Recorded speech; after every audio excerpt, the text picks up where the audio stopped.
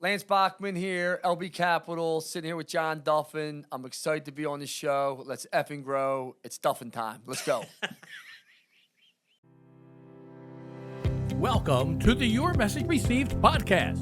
The first time I saw him, he was a skinny kid in the 80s from Kansas. But there was something about him. We always talk about Darren being our team leader.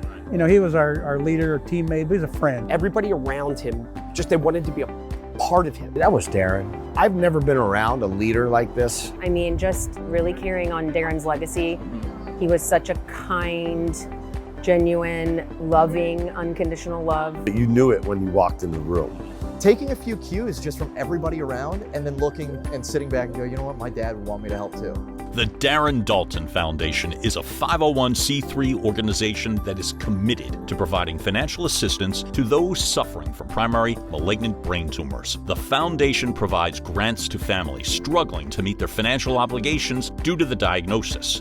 Reason I'm asking is, at least back then, right at these like crisis points where it's like, I really got to do something, you were still able to hide behind other people. Because because you don't have to, in essence, jump up and say, my name is Hillary, or you know what I mean, or anything, right?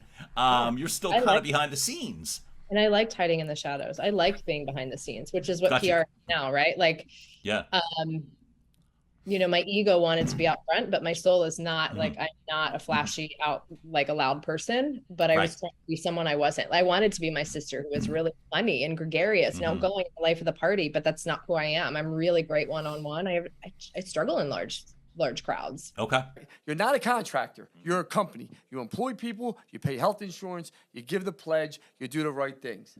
I watched you get jacked up when you were carrying the message in regards to the roofers and being taken advantage of. Absolutely. You literally, I could see your jaw clench.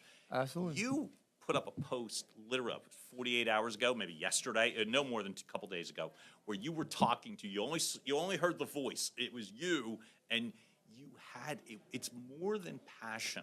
It was like you were like actually getting agitated. They don't know. They don't care about you. They don't. Talk to us a little bit in regards to the sense as the longevity CEO and your ability to be able to like learn, absorb, share. What got you so interested in the art of living better or the science of living better? So the longevity CEO was a sort of a term or an introduction when I was going out to talk by a friend of mine. Mm-hmm. Who's introducing me, and he said, hey, you know, welcome my good friend, Greg Schindler, the longevity CEO. Mm-hmm. And I was going to speak and just do a little education thing on really longevity and cellular medicine specifically. Right. And I was like, oh, okay, that's okay. That's kind of cool. And then it kind of stuck. And I started thinking more and more about what does that mean? How do you see culture, so to speak, instilled or organic? That's the question.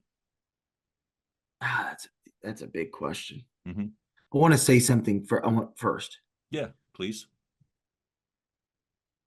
If I'm connecting two people in my life that I have a deep, meaningful relationship with, that I actually I've invested the time to get to know them both. Mm-hmm. I found that when I introduce them, it's like the love that I've given them. Mm-hmm. They'll give to the other person. Mm-hmm. As you're shifting, as you've seen things differently and invigorated and blah, blah, blah, what is it that you'd like to, let's say, for instance, the Superstar podcast, right? Mm-hmm. What is it that you'd like to be able to accomplish with the platform? So that's a phenomenal question, right? Mm-hmm. Because the biggest struggle you have is creating content with no end game. And that's always been my issue, to be honest with you. And that's why I was going to pivot pretty hard to a real estate specific thing. And I'm still going to end up doing it because I'm that type of person where I just can't get it out of my blood. So let me ask you, that's pretty awesome. What were the types of things you were writing about? What mattered to you? I can't believe you asked me that. So the one article that I wrote, which got me in the biggest trouble, was there was a big fight. There was a big fight about birth control. Okay. And I felt that would be a cover article for my newspaper.